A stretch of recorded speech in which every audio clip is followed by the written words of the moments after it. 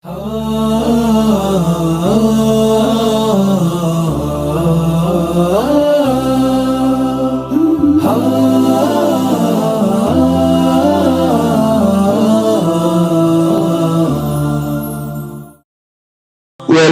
ذرأنا لجهنم كثيرا من الجن والإنس demi ieu nyata kaula ngadamel pikeun penduduk neraka jahanam kasiron loba minal jinni wal ins ti golongan jin jeung manusia geus dipersiapkeun jang penduduk neraka jahanam Allah karim geus dipersiapkeun ku Gusti Allah penduduk neraka jahanam teh mana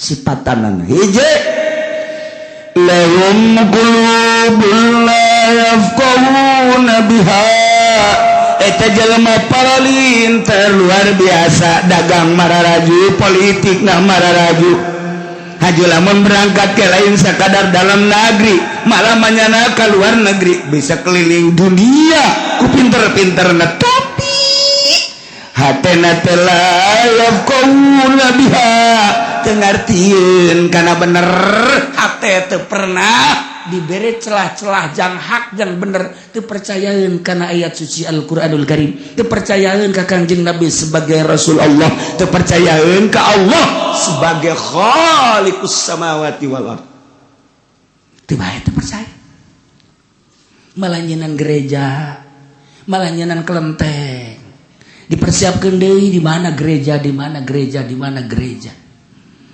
macet hatena teh lain jelema bodoh pintar bahasa lagi Indonesia bisa Jawa bisa Sunda bisa Inggris bagus puguh karihan bahkan bahasa Arab dia bisa dibaca akunya terjemahan teh lain endek iman tapi jang perbandingan jang naklukeun Islam lahum qulubul la yafqahuna biha boga hate tapi teu percaya teu iman teu ngarti jara kana bener teh iyalah nu bakal jadi penduduk neraka jahanam tuh nu boga pabrik percayaeun ka Allah henteu etalah ayat ieu nu berlaku walaqad zara'na li jahannam katsiran minal jinni wal ins lahum qulubun la yafqahuna biha boga hate nyana sarua jeung urang tapi teu ngartieun kana bener lain bodoh nyana pinter bisa nyen pabriknya di urang padahal ulang negeri urang dalam negeri atuh sarua Cina Medan Cina Bangka loba ngartieun nyana nyahoeun nyana bahwa di urang teh loba Islam di negara luar loba Islam aya Baitullah aya makom Kangjeng Rasulullah di Madinah nyaho nyana tapi henteu dibukakeun ku Gusti Allah hatena sugan aya jorojo hayang iman teu emang geus dipersiapkeun jang penduduk neraka jahanam. Na'udzubillah min Masya Allah urang mah untung ya tuh walahum ayunul la yubsiruna biha ya naga boga mata tapi matana teu pernah didelekeun kana dalil-dalil kakawasan Allah kalawan neule itibar neule nyana kana gunung malah menikmati keayaan gunung neule nyana laut malah menikmati laut neule nyana hutan menikmati hutan malah maneule nyana perkotaan menikmati perkotaan neule berbagai makhluk tapi menikmati lain jadi itibar henteu dijadikeun itibar kunyana matana kunyana teu pernah didelekeun kana kakawasan Allah Subhanahu wa taala. Emang dipersiapkeun jang penduduk neraka tah mah. Urang mah pandeuleu gunung masyaallah kawasa amat eta Gusti Allah deuleu nyeun gunung saha nu bisa nyeun gunung ya moal aya. Urang deuleu laut beu eta laut para amat Gusti Allah deuleu laut saha sih nu bisa nyeun laut ya moal aya. Maha kawasa Allah. Urang makan gitu. Ketika deuleu hutan ya Allah ya Rabbi hutan para amat maha kawasa Allah Sanu melakan coba eta tatangkalan teh Gusti Maha Kawasa Allah. Neuleuh hewan-hewan Gusti Allah Maha Kawasa Allah nyeun gajah aya tulalea. Ya Allah Maha Kawasa Allah sanu bisa nyeun gajah. Nagara mana moal bisa? Neuleuh mau horengana mau sarua. Maha Kawasa Allah pohara amat. Neuleuh deui urang orai. Aboh ya orai pohara mah sanu bisa nyeun orai. Urang mah Maha Kawasa Allah. Aya angin, saeong beu Maha Kawasa Allah nyeun angin. Nabrak ka lembur jadi angin beliun. Wah, acak-acakan gua angin beliun. Maha Kawasa Allah. Deuleuh laut, oyak laut jadi tsunami. Maha Kawasa Allah. Saha sih nu bisa nyeun tsunami jeung malayan lain Allah mah.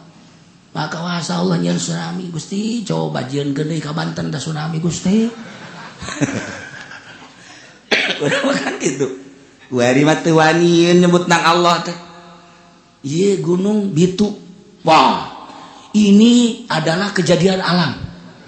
Coba. Kita periksa sebab-sebab kejadian alam kenapa ini gunung sekarang jadi batuk aja. Atuh suntik ku sia maka panasilin. Bere influenza ka dijak obat ka dijak. Tah, ieu urang mah teh embung keterbawa urang ku Yahudi. Terbawa urang ku Nasrani, terbawa urang ku komunis. Ya Allah ya Rabbi, henteu Maha Kawasa Allah Gusti, meureun aya sesuatu anu Allah murka. Ketika aya tsunami, urang mah langsung Maha Kawasa Allah. Allah nyeun tsunami. Tapi batur mah lain, ini kejadian alam. Ini dari retaknya bumi di bawah.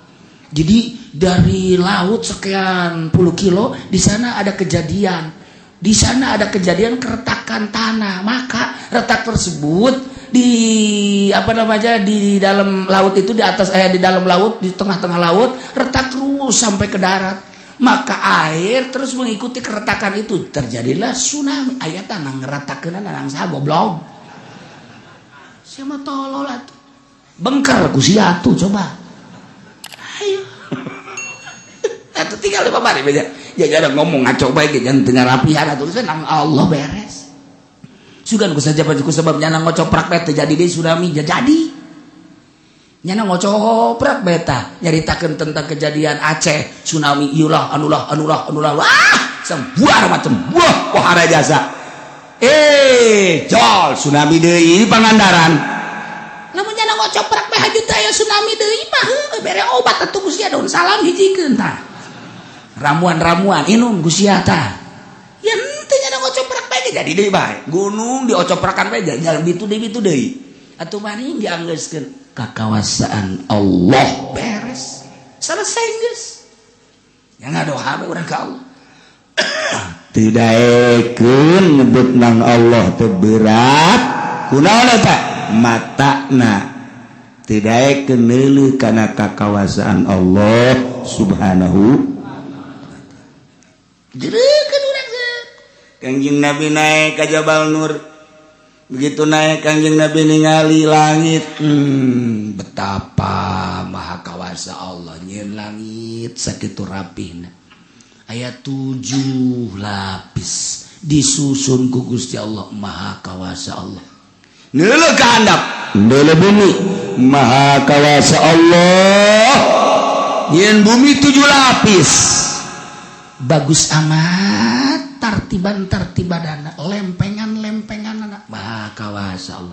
Nyeun gunung, maha kawasa Allah. Nyeun laut, maha kawasa Allah. Kanjeng Nabi ningali makhluk dikembalikan ke Allah sehingga sieun ka Allah. Di jero hate eueuh nanaon sieun teh ngan hiji bae ka Allah, bungah teh ketika amprok jeung Allah eueuh nanaon di jero hate ngan Allah doang. Sebab ieu mah ciptaanna makhluk nu engke ge bakal rusak da tadina eueuh jadi aya ge bakal eueuh deui lah. Cak Kangjeng Nabi ari tadina eueuh haju aya haju eueuh deui mah moal dipikiran teu aya di jero hate. Gunung aya eueuh deui moal aya di hate.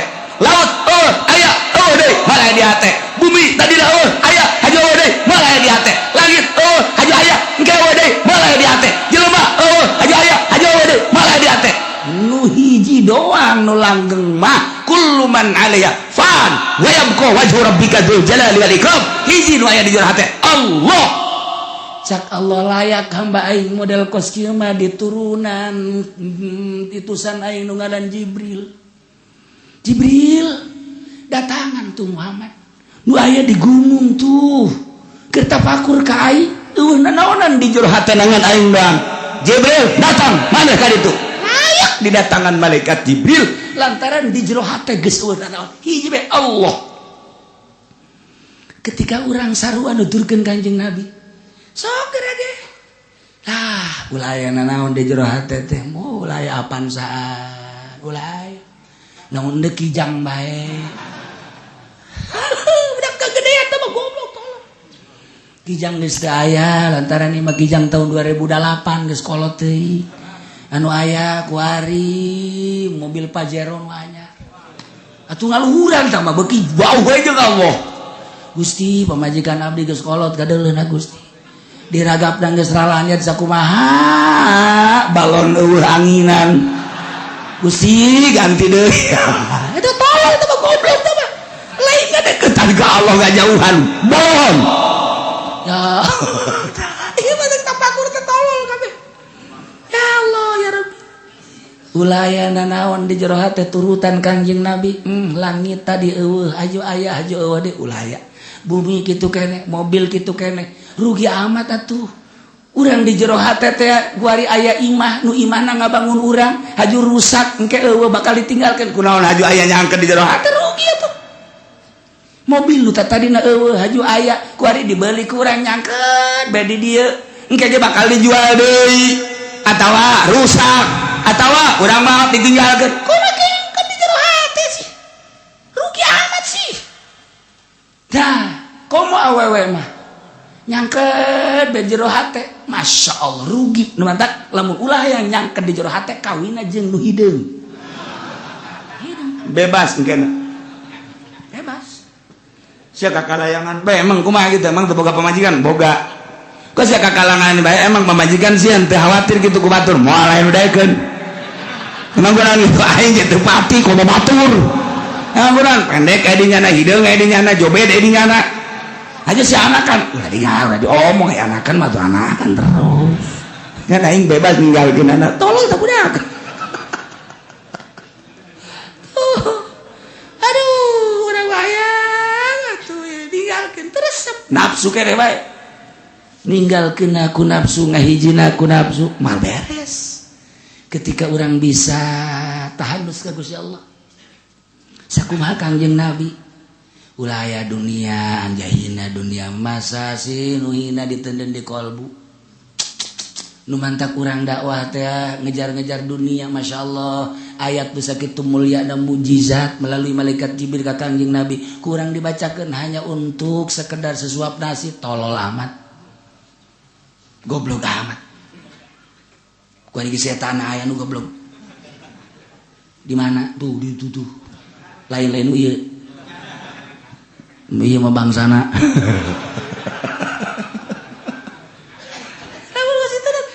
ayo coba ge hina amat masa si ayat anu sakitu mulyana ku urang diojol ku dunia nu hina eueuhkeun geura di jero hate hiji be Allah cak Allah Khadir sia teh kapan nabi aing anu diutus ku aing encan maot sama ku aing teh ditangadatangan jelema-jelema anu deuheus ka aing tuh nu aya di jero imah sorangan di kamar nyana ku ari keur tadarus datang si Hidir datangnya datang adi jero bae assalamualaikum salam sae kaget panto ditutup jendela ditutup tapi aya bulan umpah tah bedana ari wali Allah mah lantaran gawat teu lumpat malah wau oh Khidir sasalamat tapi ketika urang lain ka Allah teh ngalamun aing dagang karung kieu bae kumaha jole ha pendi keluar aya naon Pak juri eta lantaran nyanana keur ngalamun. Ya Allah. Masyaallah. Kanjeng Nabi Khidir mah iraha bae datangna mangga bae.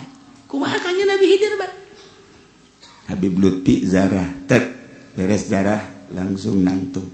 Terus diborok ku jelema-jelema. Beres aya nu sasalaman. Sanggeus aya nu sasalaman nanya, "Kenal enggak sama itu tadi?" "Yang mana yang tadi salaman?" "Iya enggak kenal. Sekarang kemana?" "Oh enggak, itu Khidir." Jadi kan sama Khidir sasalaman lu banget. Balik deui geus sakit ngan sasalaman doang. Mentak sing ada besi Haji Pendi ti peuting. Maksudnya keur sorangan aja aya nu datang. Nah, ini Khidir nih. Tekadkeun Haji Pendi eta Khidir tah.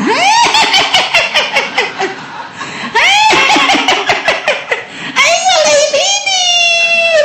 Aing mah babaturan sia. Ada di kuburan itu tuh. Pajar babaturanana berarti. Mantap nyana geus diangkat panglima.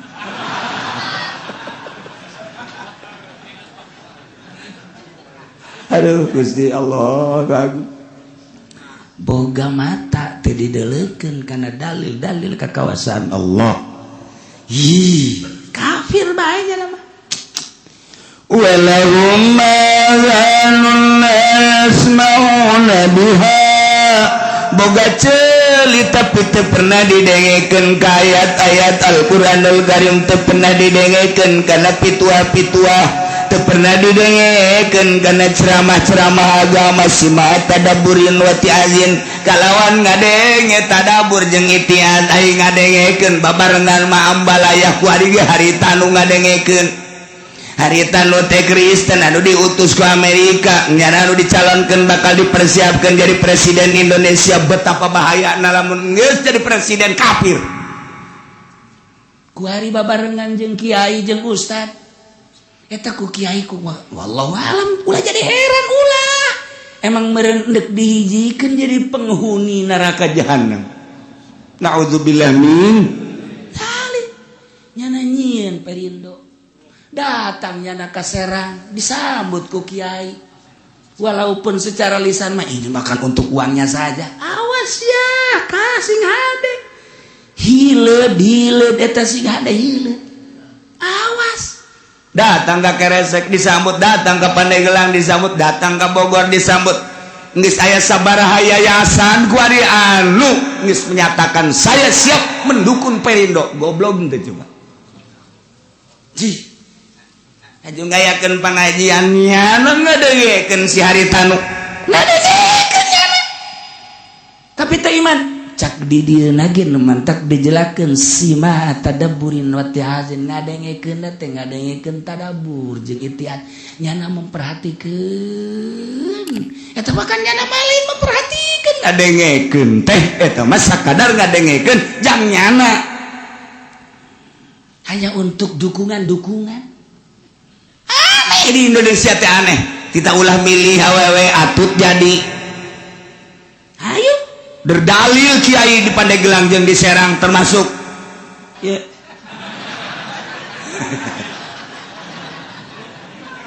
Woi teu beunang ge cenah jadi imam salat ai imam negara matu teu naon. Masyaallah karim, masyaallah karim. Baik-baik.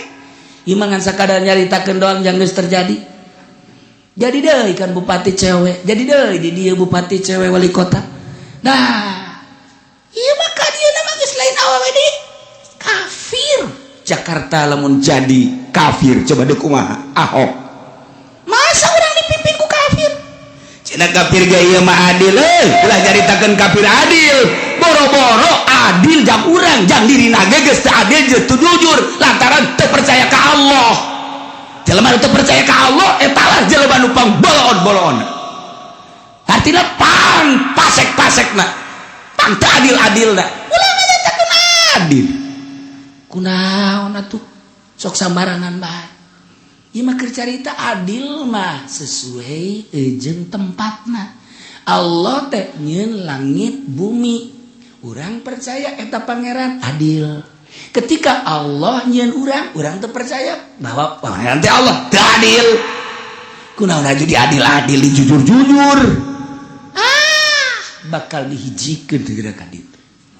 Urang mah ulah ka jadi urusan mangjing eleh nama teh sabodo nu penting mah urang mah hiji mun awewe ulah milih mereka dua mun kafir ulah milih sakedeung di dunia mun dibere toh tolol dan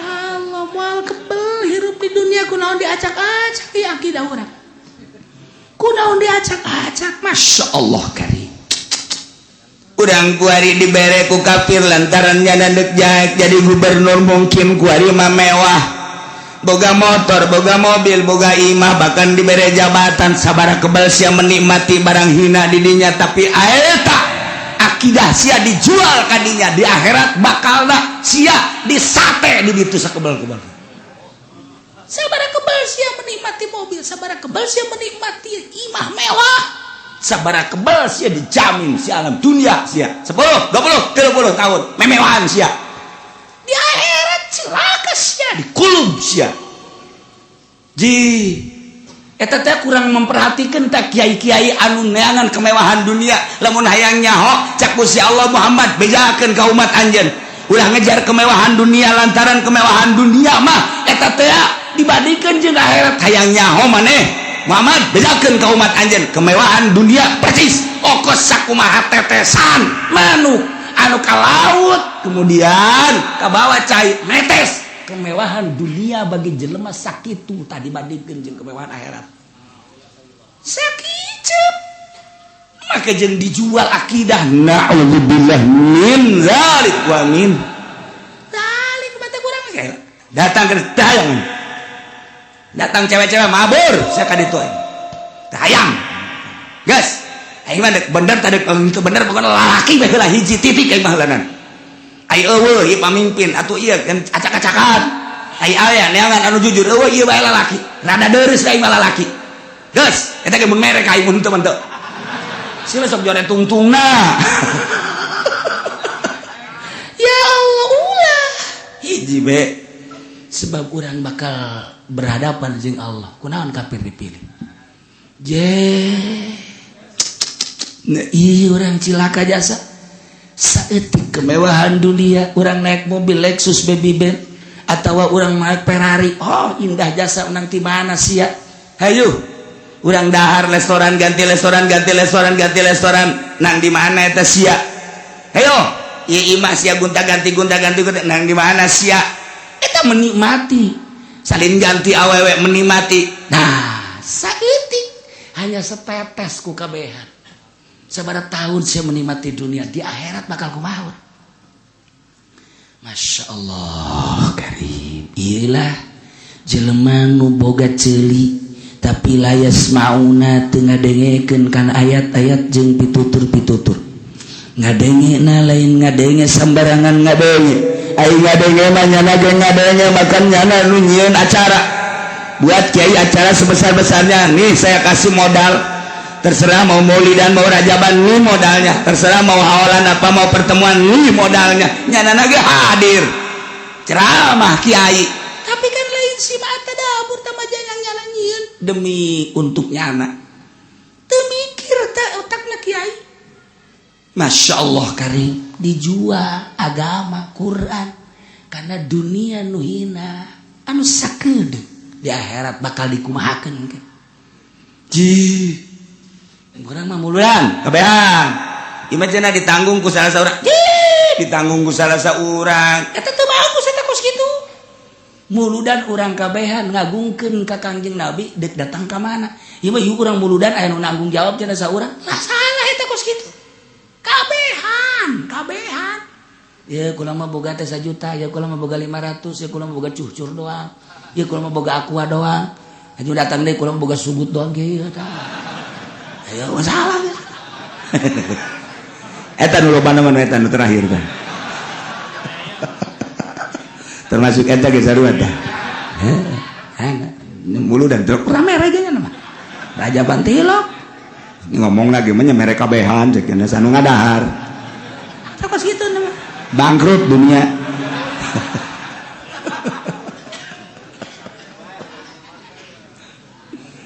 okos nu bener tapi salah lu mantak aya anu bener tapi salah sing ada sanajan ibadah ge aya nu bener tapi salah sanajan tutulung gaya nu bener tapi salah nu mantak sing ada kosu bener tapi salah aya mana aya jelema boga tanaga aing ieu deuk tutulung ka batur jakna teh boga tanaga boga wawasan saha anu perlu ditulungan gue aing deuk ditulungan turun di mana ke jalan set aya nini culak cileuk kieu we kieu wah iya perlu bantuan berarti ya cek nyana langsung nini dicekel ini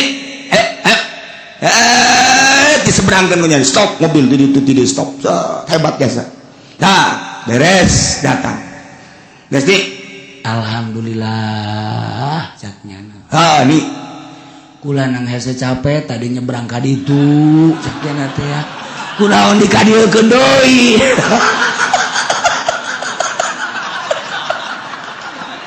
eta tutulung teh jauh lebah pas kitu bolon eta tinggal nini bae tadi ngageter-geter cenah kula aduh kayunya na indit teh goblok teh Pak eta kan nyusahkeun cek nini aing kudu nyebrang deui bae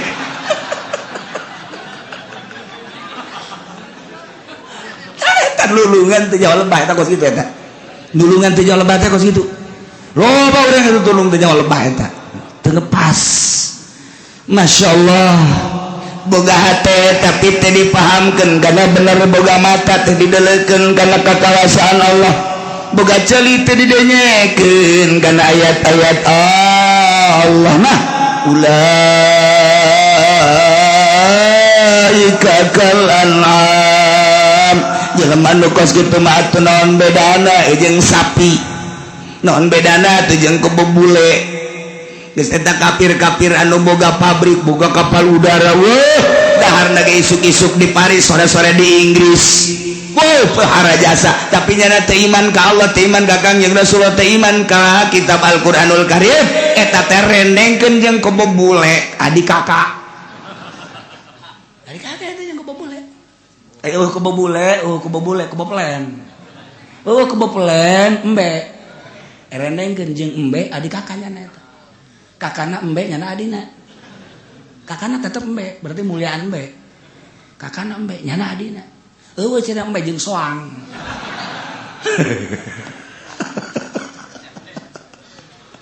ya Allah urang mah mulia urang mah iman ka Allah urang mah iman pas sa pangeran Allah di mana Allah ulah ngomong sia aing teh nyaho di mana nama ngan pokona mah Allah bae eta geus hebat teh kitu naon dalilna coba cenah aya Allah aya hulu sia gobong bacok siap wae hebat eta jelema ngomong sia we calana awas ieu Allah sia age lumpat urang sia lumpat po aing nanya pangeran ning nana dalil lah hulu aing bage dalil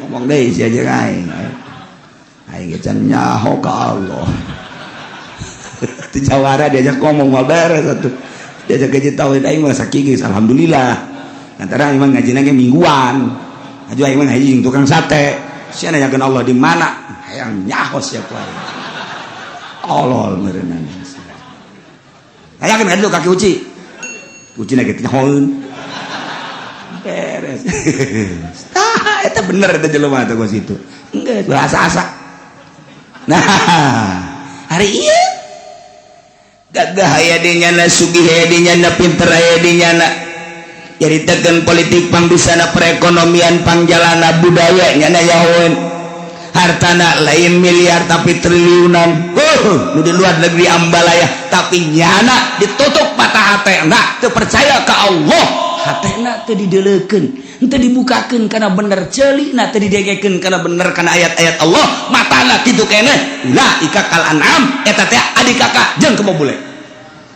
beres geus mun aya si Tegwan mana kakak lu tanya ke orang tanya mana kakak lu emang di mana kakak saya nggak punya kakak punya kapan lu tahu dalam Al-Quran ada kakak Ahok ada siapa kebo bule katanya ulaika kal an'am lainnya nabe kabehan kafir maksudnya ieu dibahasakan ku Gusti Allah ulaika kal an'am kafir-kafir teh percis kos kebo kos sapi kos raja kaya kos hewan ternak jika pada naon ieu fi adabil fikih wal basar wal istima tidak teu paham teu leuleuh jeung teu ngadenge balhum Allah balik kafir le sasar tibatan kebo sapi nah emang kebo mah diciptakeun teh nya nama on teu boga akal nya nama diciptakeun ku Gusti Allah tatlubu manafi awat tahrubu min madariha kebo mah di mana-mana aya dahareun nya nama atuh ngarasa ieu aya mangpaatna di dahar ketika manehanana dak leumbang aya cai mundur nyawa nya kana mangpaatin madarat ketika aya seuneu nya lompat kebo sapi hujan lompat nya aya hujan bae banjir lompat nya aya banjir bae seuneu lompat nya ai jelema kunaon atuh ieu teh deureun neraka teu daek lompat balhum adon eta kafir teh neraka tapi teu lompat tarolah meureun kafir mah geus biang neraka ieu ki haji kemudian ngeridit bae eta teh seuneu teu lompat goblok gitu bae tolol teh coba ieu pokoknya teh maling korupsi teh tapi teu lompat eta ke neraka balhum adon lamun aya pemerintah kemudian korupsi lurah korupsi camat korupsi bupati korupsi rendengkeun jeung keboplan nah sia balhum adol sia teh leuwih bahaya kebo mah kebo maling daunna doang jelema mah dicabut kabeh maling kebo mah maling dander ngan daunna doang kerba datang bupati dicabut kabeh di meteran guyana kabeh set kabeh jeung sapara kanca-kancana kabeh parang sana tuh datang gubernur leuwih jahat teh datang menteri leuwih jahat teh nu jahat nun teh manteu datang calo jahat lamun aya calo teu bener rendengkeun jeung keboploen malah mah kena naik jeung keboploen kana balumpat sia ngaguling rindes sabak geus bandingan ge beakeun kabeh geus lah ku jaran teh geus bawa ancul-anculan ke kebo aja liak kabeh dadana brek beres geus kawe innalillahi wa inna ilaihi rajiun kunaon jadi diliak kebo saha calo emang atuh sedeng sabira diliak ku adina atuh masalah balhum adol jelema teu pernah aya kadenge maling taneuh teu pernah aya kebo di kadenge kurang maling kayu tapi di Kalimantan kayu sabaraha hektar bea kabeh balhum adol tapi deuleu kumaha di Sulawesi eta dijual pulau balhum adol eta deuleu kumaha tuh kuari set kadieu bea kabeh nang hasil saha eta balhum adol jelema nu ngajual can dibayar-bayar ku calo kabelah ditu balhum adol eta kebo mah paling ge daunna doang ge geus dihus-hus kakana ge karu hus anu ngahus-hus goblok kebo maling tolol ieu dangdut beak coba cabut si tolol teh coba dibawa ku ya anak jauh loba ieu urut kebo ieu bawa ka imahna saya menang dangder mana daunan kok mau tolol cak kebo ayo dibawa bae geus ku urang ka dieu beuleum habak tololan kebo ta tololan jana ka kebo ka tolol jana kebo ge jeung serikat kebo dai sia wewean goblok sia wewe cepen jeung lalawe kai kan teu ngomong mah ngan bahasanya na tolol sia goblok sia aing mah daunna ge ku sia dihus-hus sia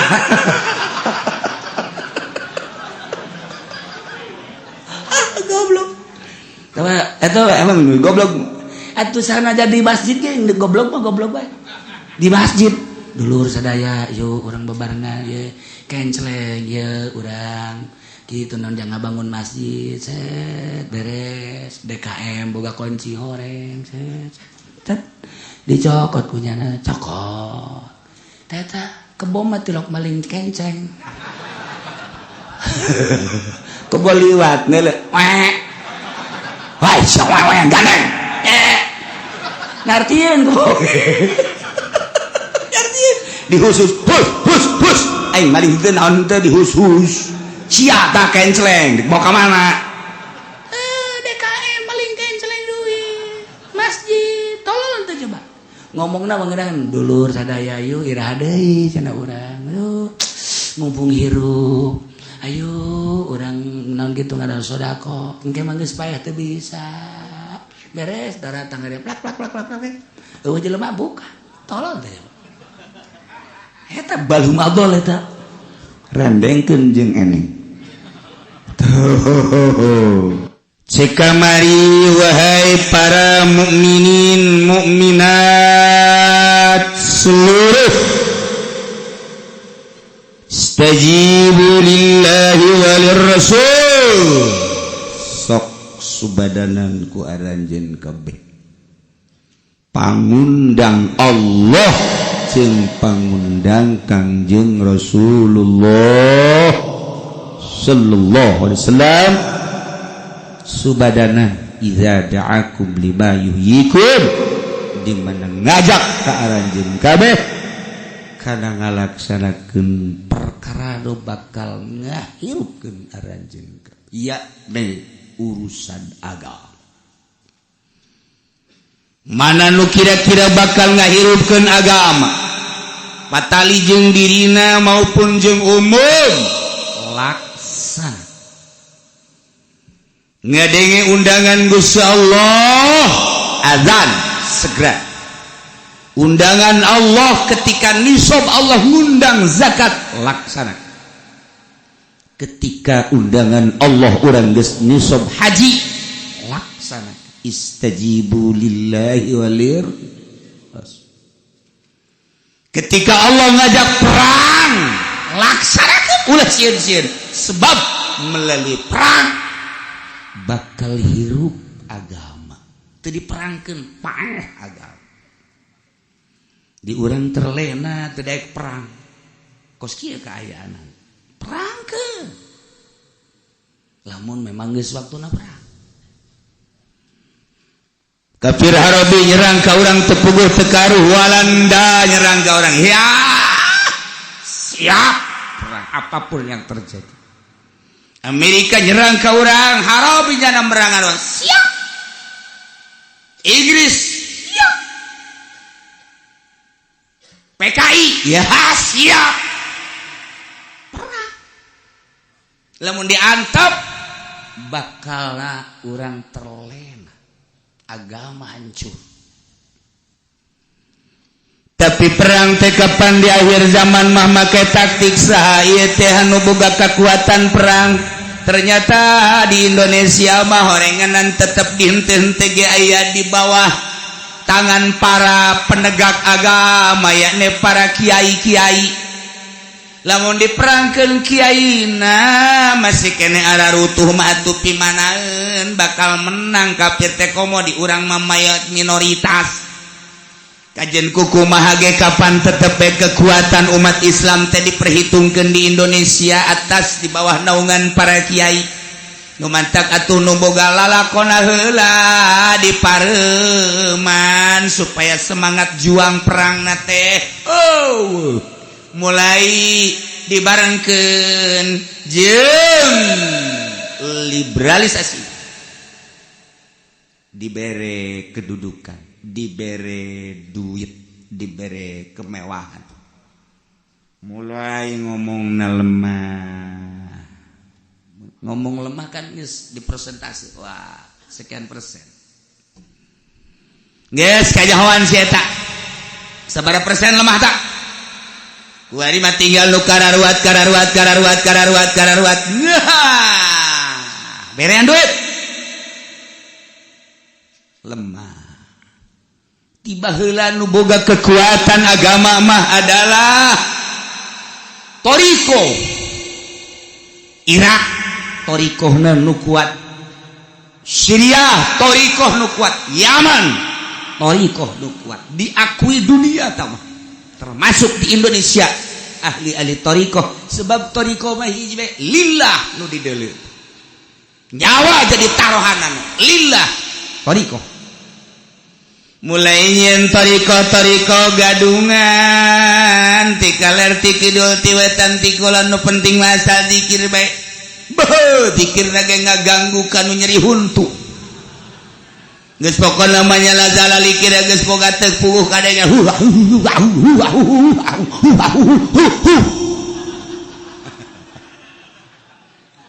ai cek nini aya teh sekeran zikir kan gitu amat zikirna torikoh nih jadi ini tiba lagi nyaho ka torikoh jangan teu hahu-hahu kos kitu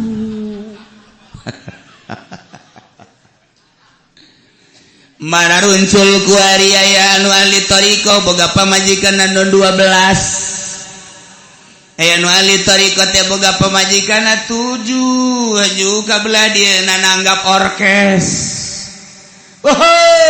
atuh naon bedana jeung jawara tambah kos gitu boy cenah lain deui engke lamun tas naon gitu ngaranna ngadaengkeun musik kajo tobat emang titah kitu emang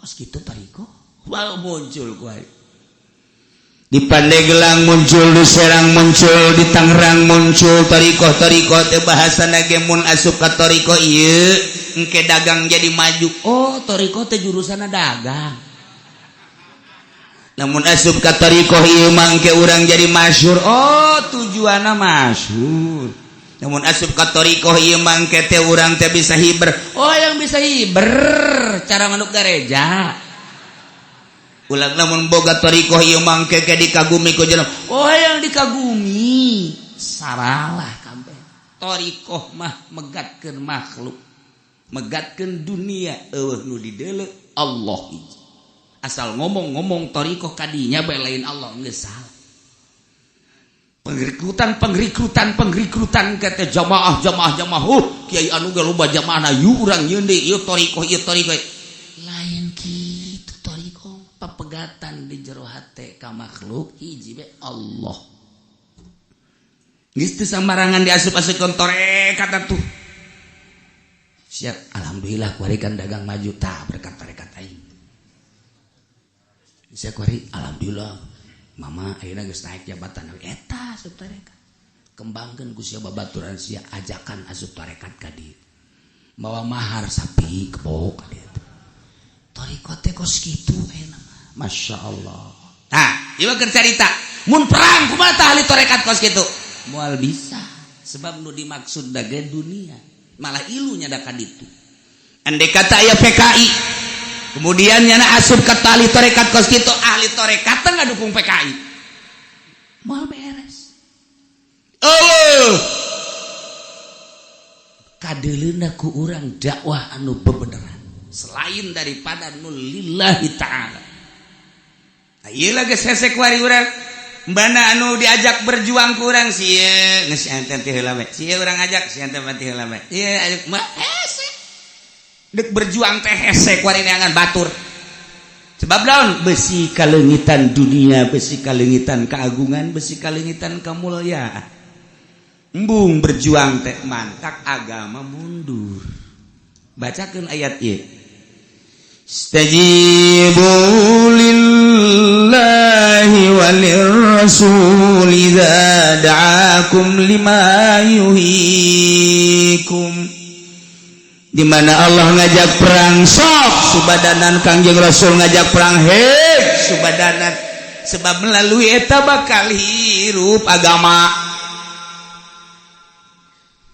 ketika perang Badar dilaksanakeun ternyata sahabat-sahabat teh nyahoeun bahwa musuh teh 1000 sedangkan geus terlatih kekuatan anu luar biasa dulu pembekalan anak pohar sementara di sahabat bangan 313 ge perlengkapan anak kapan teu aya aja maksudna ge lain nek perang ideal aya gimbir aya borangan sieun menghadapi musuh-musuh Allah maka Kangjeng macakeun ayat selanjutnya walamu annallaha yahulu bainal mar'i wa qalbi kudu nyarahoaranjeun kabeh para sahabat khusus saat eta umum dan seluruh muslimin muslimat annallaha yahulu bainal mar'i wa qalbi sanyana Allah teh eta teh ngahalangan jadi dinding antara hiji jelema jeung hatena. Hate teh nempel di diri urang berarti deket jasa kolbu teh ka diri urang sebab aya bagian daripada diri urang. Kolbu teh ngagantung. Tetapi Allah nyaritakeun yahulu bainal mar'i wa qalbi. Antara awak jeung hate horeng aya Allahan.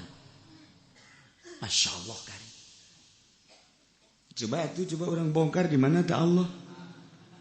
Oh, ieu teh nginayah majaz atau kana deketna Gusti Allah ka urang. Akur jeung ayat wa nahnu aqrabu ilaihi min hablil warid. Gusti Allah teh leuwih deukeut ka urang tibatan urat genggerong. Urat genggerong teh bagian daripada awak urang, tapi horeganan aya Allah nu leuwih deukeut tibatan eta. Berarti kajahoda Gusti Allah teh luar biasa. Urang di mana bae urang keur kumaha bae kerteg hate urang Allah nyahoeun. Gumarentes hate urang teh Allah nyahoeun. Tur urang teu bisa sakahayang urang. Sebab urang teh aya dina iradah Gusti Allah.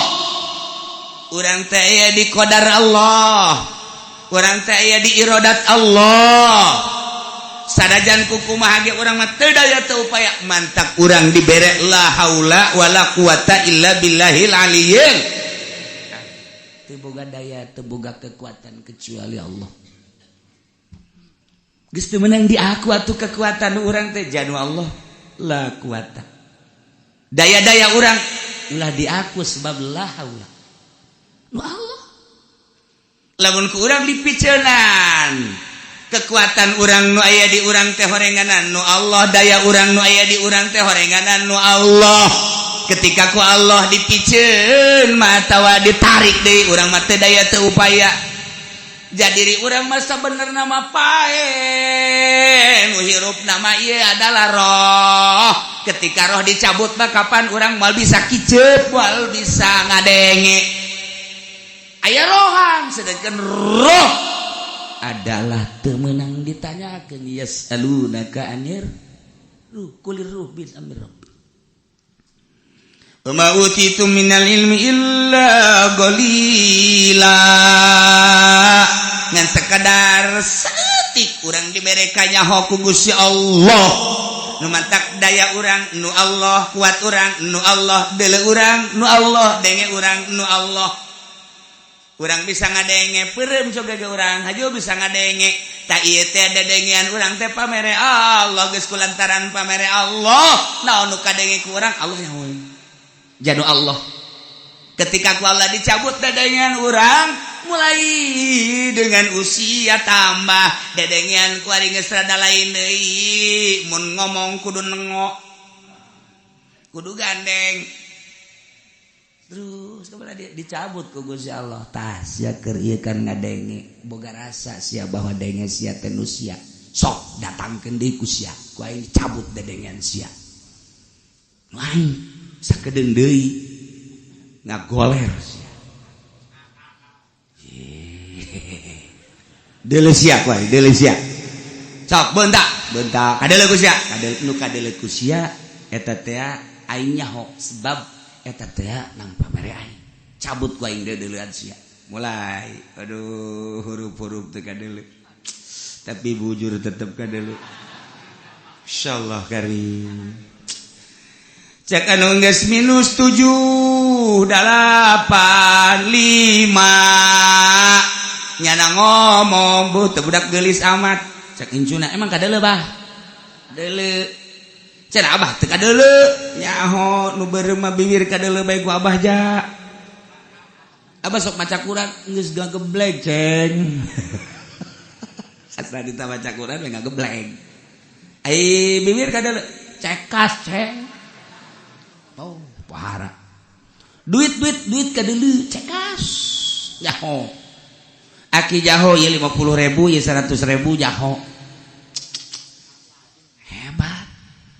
aya ka kitab ngegeblek ceng geblek sial ta mata kurang suka kadeuleu bae abah lamun nonton TV kadeuleu huruf nu leutikna ge kadeuleu ceng insyaallah teh si abah alhamdulillah dibere kurnia ku Gusti Allah alhamdulillah masyaallah Quran nu gede teh huruf ngageblek ceng tah bah teu kadeuleu make kaca sarua make kaca ge abah teu kadeuleu geus lah ngeureun kieu ti Allahna amboh ti Allahna epok teh nah nu Allah lantaran rada ngeregog para sahabat menghadapi musuh nu mata karegog saeutikan musuh loba nu mata karegog musuh teh terlatih sementara sahabat henteu nu mata karegog perlengkapan musuh luar biasa sahabat henteu maka ngabayangkeun nyana nu boga sagala rupana strategi perangna di nyana alat perangna aya di nyana kekuatan aya di nyana pembekalan aya di nyana tokoh aya di nyana mulai borangan cak Allah bejakeun Muhammad ka para sahabat wa'lamu perlu nyaho aranjeun kabeh annallaha saenyana Gusti Allah yahulu bainal mar'i wa qalbi Allah leuwih deukeut antara hiji jelema jeung hatena ulah sieun sebab Allah lantaran deukeut anu bakal utar aturna yahulu nu ngahalangan antara diri jeung hatena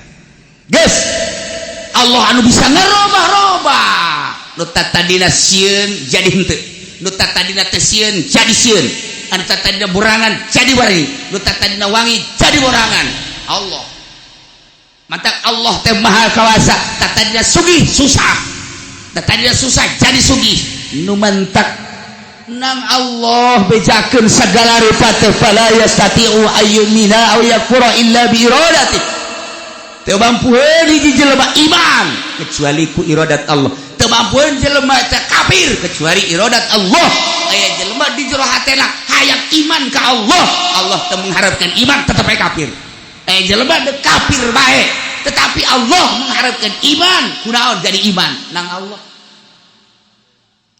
wa'lamu annallaha yahulu bainal mar'i wa qalbi ya karim nu mantap Kangjeng Nabi teh osok sering ngadu aya muqallibal qulub tsabbit qalbi ala dinik ya muqallibal qulub anu ngabulak-balik hate sabit qalbi Gusti tetepkeun hate abdi ala dinika kana agama Gusti sahabat lo Bandung ngadenge makan naros umur salamah Tuhan ari Tuhan teh sering amat gadoa aya muqallibal qulub sabit qalbi ala dinik pantuan cenah sakabeh genang Allah cek Gusti Allah teh kapan walamu cek Kangjeng Nabi teh kapan walamu annallaha yahulu bainal mar'i wa qalbi Allah teh maha kawasa jeung maha kersa kersaning Gusti Allah teh kadang-kadang jelema kufur hayang iman teh dikersakeun ku Gusti Allah tetep ae kufur jelema kafir hayang muslim hayang Islam iman lamun ku Allah henteu mah atuh tetep bae Islam bae iman bae tetapi kadang-kadang jelema kufur kemudian jadi asup Islam aya jelema iman kemudian asup Kristen iyalah yahulu bainal mar'i wa qalbi masyaallah ieu teh lamun nilikana hakikat geus hakikat teh bakal begenang Allah sakumaha di tukang gapan wa ma romaita id romaita walakin Allah haroma hakikat mah ketika urang malangkeun batu teh deuk eta nu malangkeun teh Gusti Allah lain maneh hakikatna sebab maneh teh dihirupan ku Gusti Allah dibere kekuatan ku Gusti Allah maka atuh kadeuleuna mah nyokot batu teh urang ketika malangkeun kadeuleuna mah urang padahal wa baromaita id romaita walakin Allah haroma nang Allah hakikatna kecuali orang aya di makom syariat lamun orang di makom syariat kudu make syariat bae beuh eta dibalangkeun ku urang syariatna mah hakikatna mah ku Gusti Allah sebab aya ikhtiar di diri urang geus atuh urang teh boga ikhtiar deuk salat anu ngalaksanakeun salatna mah Gusti Allah deuk puasa anu ngalaksanakeun puasa na Gusti Allah aya jelema di jero hatena dek ngaji kacelongok tengah jalan ka pangibabaturanana aya anu nawaran aya motor murah mun dijual gegeraan 12 juta kuari dek dijual kunyana cepet hayang 7 juta asal duit teh bae dek ngaji teu jadi balik cak babaturan kok balik deui bisnis teh nah orang boleh rencana Allah nu ngagulkeun manusia hanya rencana Allah lah yang bener tuh sia tuh dan Allah tadi mantak ieu teh aya Gusti Allahan di jero hate urang anu leuwih deukeut ka urang mah sabenerna mah Gusti Allah sebab antara hate jeung urang nempel hate jeung urang tapi dina Al-Qur'an ngajelaskeun yahulu bainal mar'i wa qalbi aya Allah keur ngaji mah urang meunang kuari ngomong ari sia salat nang nang Allah ari sia puasa nang nang Allah ari sia ngaji nang nang Allah ari sia joget nang nang Allah ari sia maling sendal nang Allah di makom taklim meunang sebab orang keur ngaji kabeh dengan Allah tuh nu keluar tidak kudrat iradat Allah ilmu hayat sama basa maling nang Allah nang sa nang dia tama nya Allah maling deh ikhtiar nang urang Allah mapan pangeran ngagulkeun kepentingan Allah emang urang salat Allah untung atuh teu emang urang lamun maksiat bae Allah rugi atuh henteu ngan sebagai pangeran ngalaksanakeun kahayang-kahayangna los si anu tah sia aing mah janji ieu asal sia duduk ka aing surga asal sia teu duduk ka aing neraka aing mah janji aing mah teu boga kepentingan aing mah maha suci cih kumaha coba ieu los teh jang sia aing mah nyieun bae pokona mah wa ma khalaqtul jinna wal insa illa liya'budun jang surga adapun sia aju maksiat kumaha sia teh mah aing mah ieu bae ngalaksanakeun sia mabok hayu wae teboga duit tak berek wae eueuh nu ngajualna polisi ge ngajualan obat mabok ayo sia ulah hese-hese ayo diayukeun wae sia salat ayo wae sia puasa sia ngaji ayo kabeh ge eueuh di luar nang Allah sebab wa'lamu annallaha yahulu bainal mar'i wa qalbi ialah Jabariyah Mu'tazilah urang mah ahli sunnah wal jamaah make ikhtiar nama syariat nangaranan nang urang hakikat nama nang Allah numantak baheula Abu Nawas teh merangan kaum Jabariyah di Baghdad kiai-kiai teges asup kana Jabariyah kumaha Allah bae sagala ge sebab Al-Quran ngajelaskan wa ma ramaita idh ramaita walakinallaha rama ditambah ku ayat ieu annallaha yahulu bainal mar'i wa qalbi tuduh-tuduhkeun ku ulama teh kabeh na Allah urang nyebut sia keur ka dia keur naon sia aing keur diuk nang Allah sia lempang nang Allah lain aing sia keur ngampak naon Allah nu di kantong sana Allah kabeh nang Allah di perangan ku Abu Nawas cek Abu Nawas dulur sing ada tetep urang masyarakat geus make ikhtiar wow dilawan ku kabehan Abu Nawas madak Abu Nawas aju eedanan ge di samping nagara acak-acakan oge ieu kiai-kiai asup kaum Jabariyah kabeh kaum Qadariyah insyaallah Abu Nawas dakwah terus baik barang balik jam 12 peting ka imah ditimpahan imah ku kaum Jabariyah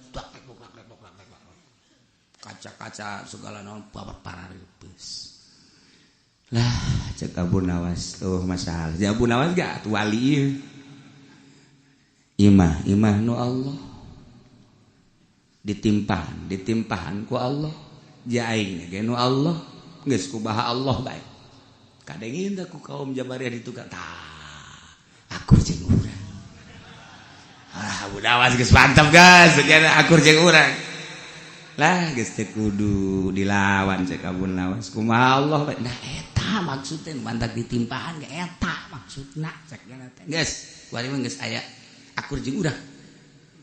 Isukna dara datang sasalaman ka abun. Alhamdulillah Bunawas duh kuari geus akur jeung urang.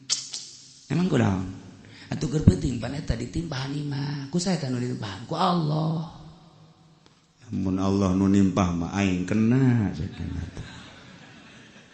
Sia kan nu nimpahnya laporkeun bae ka raja bisa na Bunawas pacar anak Allah atuh mun nang Allah mah aing kena tapi aing di jero imah kan teu kena atuh Allah mah lamun nimpah aing moal kudu aya gabletrek tak makan kadenge bertrek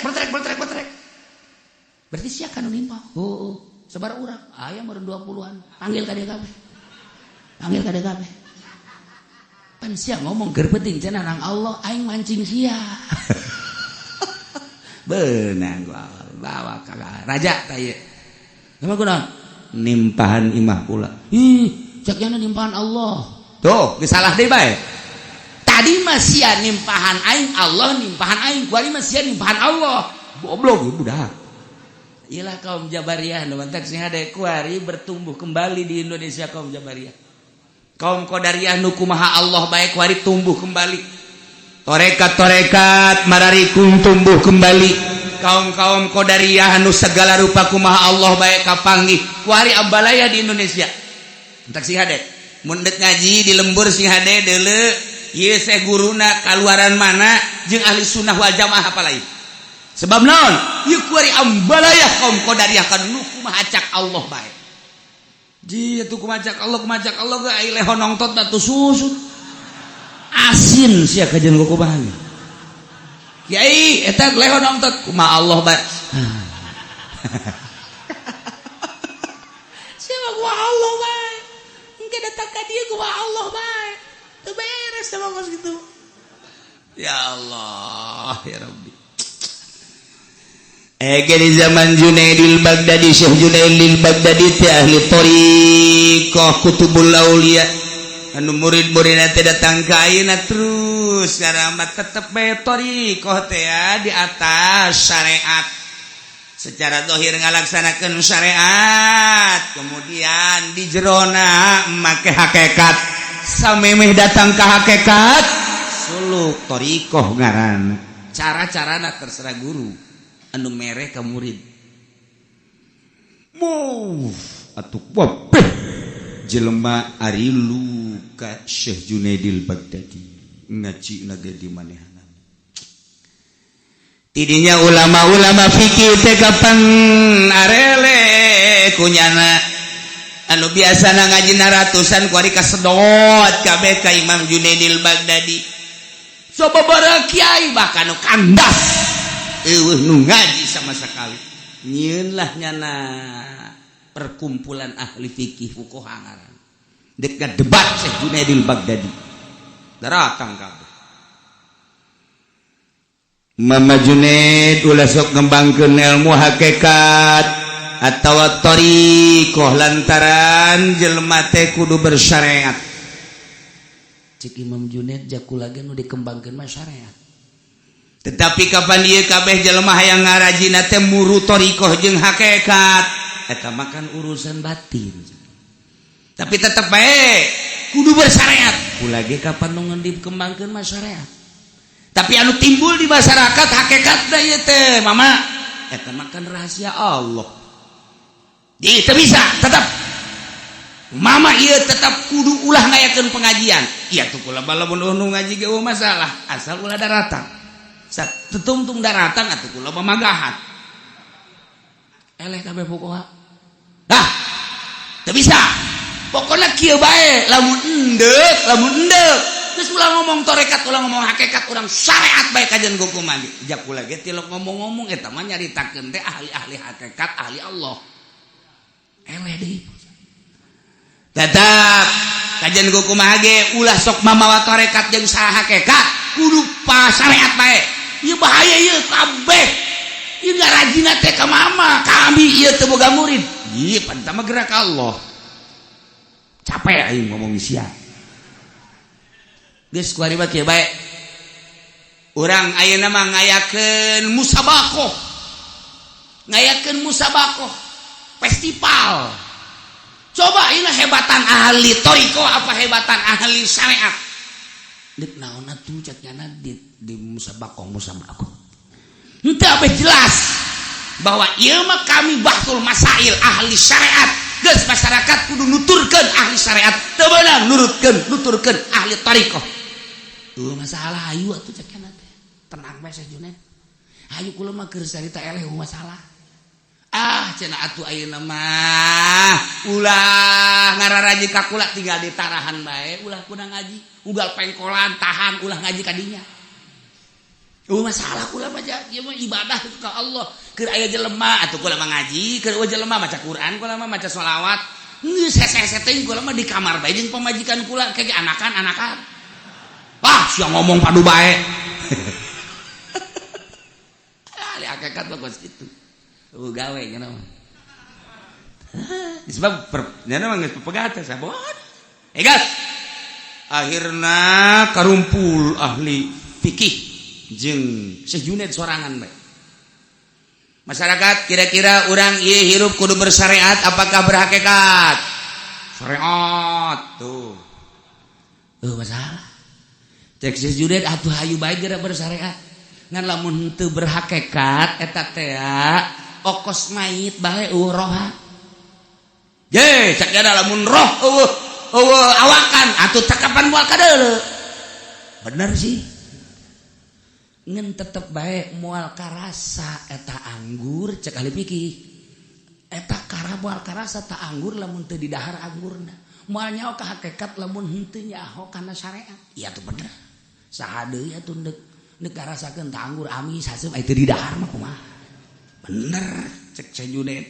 Nah, kuari coba kaunggulan ahli hakikat naon? Jitu kaunggulan ahli hakikat mah biasa bae. Lamun kaunggulan berarti di stop ulah ngaji. Masalah. Henteu. Kami hayang nyaho kaunggulan ahli hakikat naon? Keunggulan ahli hakikat mah eueuna naon ngan ka Allah doang maksudna kitu ge di atas syariat. Coba buktikeun. Dibuktikeun kuariku Imam Junaidil Baghdadi. Cokot ka dieu batu tilu. Cokot batu tilu. Balangkeun tuh murid-murid kula nu ahli thariqah tuh nu geus datang ka hakikat. Balangkeun. Tilu balangkeun. Hiji-hiji. Balangkeun. Allah cak murid-murid. Barangkali hiji deui. Allah. Barangkali Allah. Coba kuari tilu balangkeun ka ahli fuqaha, ka ahli syariat. Balangkeun. Baik. Haram ya ngabalangkeun bos kieu. Ieu haram ya, goblok ya, tolol ya. Balangkeun deui. Ieu hukumna biadab nu kos kieu. Wali haram. Balangkeun deui sarua bae. Bedana sakitu. Lamun ahli syariat mah dibalangkeun batu ngocoprak. Mun ahli thariqah mah mun dibalangkeun batu. Allah. Tah, dibertanya ke masyarakat mending mana? Ya tuh mending Allah. Tah terserah. Kula mah balik bae ka dieu. Bedana sakitu.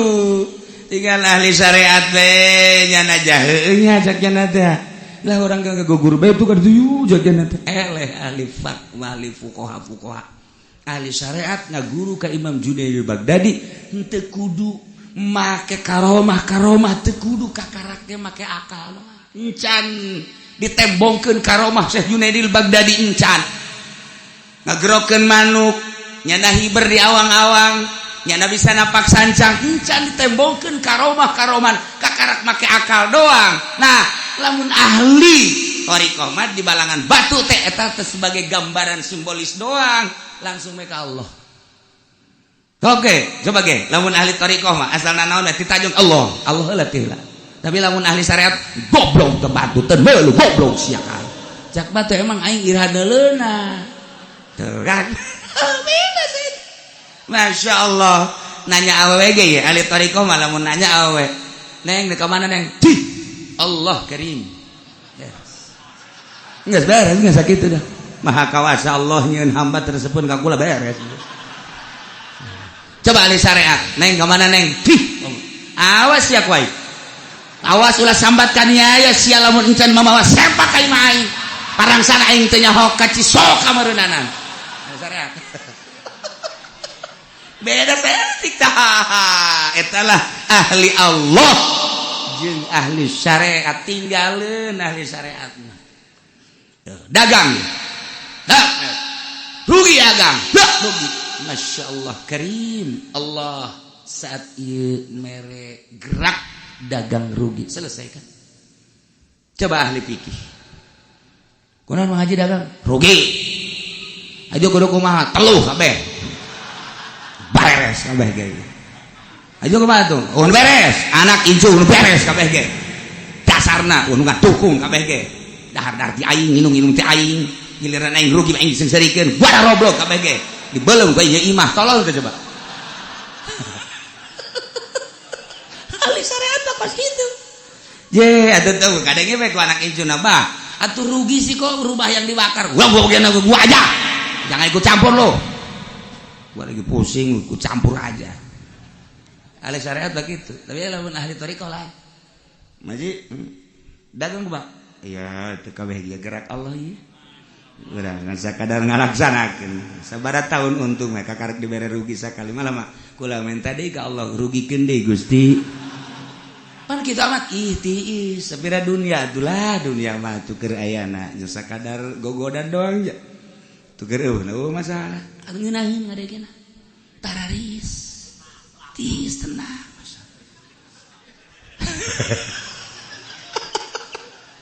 jaga orang kiai anu narekat ge. Waalaikumsalam Ustaz. Kiai, padi loba amat atuh nu Allah we diayakeun we ke dicokotan. Oh masalah. Coba ke ahli syariat. Kiai, ada mobil aya itu. Mobil ngridit puguh can kabayar bulan ieu ge. Bantuan tah aing tah. Puyang aing ieu. Baheula di budak-budak kreditan we aing. Puyang biasa. Nu kamari mah pamajikan ge dijual gua aing. Beda. Nada ge geura ahli Allah mah senang kana hati tenang. Masya Allah. Tapi lamun ahli fikih capek urang gajian gua Bang. Capek jasa ngadengekeunana puyeng jasa. Beda karasa mentak ngaji teh kapan supaya tiris kana hati. Boro-boro anu ibadah nu teu ibadah ge perasaan di ka sorga bae. Aduh, geuraheun jeung ngaji di dieu kurang eta. Urang salah ge hampir ka sorga hampir. Tiis perasaan. La iyalah wa'lamu annallaha yahulu bainal mar'i wa qalbi. Moal mampuhan jelema iman lamun henteu ku iradat Gusti sanajan deuk iman tapi lamun ku Allah henteu dikersakeun mah atuh tetep bae ditingingan dina kafir. Aya furaq moal kawasan nyana kufur tina iman padahal mah nyana teh de kufur tapi teu dikersakeun ku Gusti Allah sanajan nyana boga maksud de kufur tetep bae teu dikersakeun ku Gusti Allah mantep. Berarti ieu urang teh kumaha cakersaning Gusti iradat Allah yahulu bainal mar'i wa qalbi. Mantap. Doa eta teh dibaca orang ge dina malah mah diterapkeun dina tahiyat. Dia berarti ya muqallibal qulub tsabbit qalbi ala dinika malah ditambahan wa ala taatika subhanaka inni kuntu minal zalimin. Limadza ya Rasulullah kunaon emang kutuan sok ngadoa eta bae ieu Ummu Salamah sanyana anak adab hirup teh baina usbu'ain min asabi'il khaliq min asabi'illah aya di antara dua kehendak Gusti. Paman asya'a lamun dikersakeun ku Gusti Allah naja salamet. Paman asya'a dhalla wa zagu lamun dikersakeun ku Gusti Allah sasar cilaka. Hanya Allah lah anu nentukeunana. Urang hanya munajat ka Gusti Allah antara salamet jeung teu salamet Allah nu nentukeun, antara sugih jeung susah Allah nu nentukeun, antara mahmur jeung cilaka Allah nu nentukeun, seakan-akan kabeh ge ieu teh okos nang urang kaayaan negara model kos kieu teh hakikatna mah nang Gusti Allah sebab kudrat jeung iradat Allah teh ieu aya di Allah secara mutlak. Urangan sakadar berupaya doang nu nentukeun tetep bae Gusti Allah.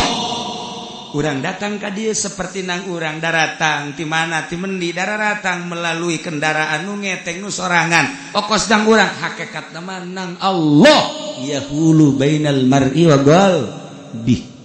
Lamun urang sadar ka dinya moal kudu bingung-bingung lah saya geus kawin encan aja emang teu hayang atuh encan dikersakeun ku Gusti Allah.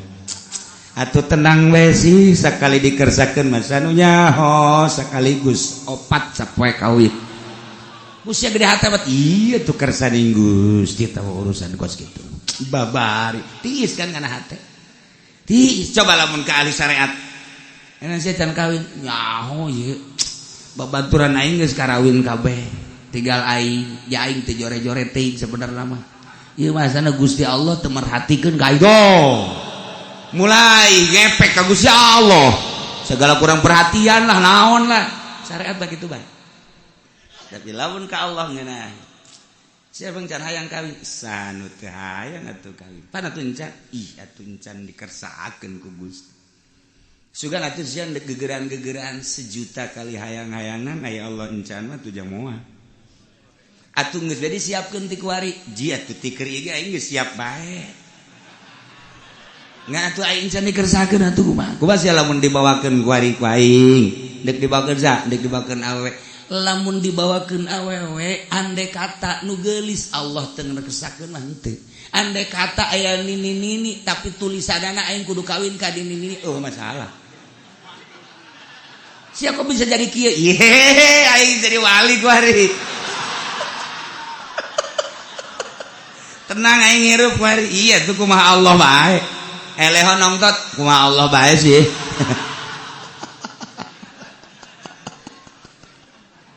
Kumaha derap-derap keudana. Ngeunaheun jeung ali Allah. Eueuh duh bingung. Kaluar ti majelis sendal eueuh. Ngaji emang kemana? Atuh meureunan digerakeun ku Allah kudu aya nu make. Atuh masalah. Leungit ji atuh emang tata dina ge nang meuli duitna ge atuh ti Allah ieu haju kuari dipake ka dieu dipake ku batur masalah haju maju moal make sendal leh atuh teu bake sendal ge atuh sapira suku jangkena ge bakal dikuburan dikatanekeun senang kana teh senang kana ge masyaallah ngaji boga ilmu tuan ih atuh geus kitu bae gerak Allah memang moal diteangan ge atuh lamun lain milik ulang mah moal kita di tangan ge aya malik milik urang mah atuh ge aya deui geus kumaha Allah bae lah sapira suku dimanja-manja teuing masyaallah ku ngeunaheun perasaan nikmat kana hate teh coba lah ngaji bae emang leuseunat goblok ge jelema ongko ngararaji gua barali sendal tolol jasa emang meureun ngaji osok maling atuh sadejan osok ke pan aing mah malingnya sendal jepit doang ieu bahkan sendal kulit bara roblok kabeh ge bisa barangkali maling atuh aya 5 mah atuh 5 ge ieu sendal kulit hiji atuh geus babad goblok kabeh ge siana ge termasuk darah roblok tolol kaluh wae jeung kiai-kiaina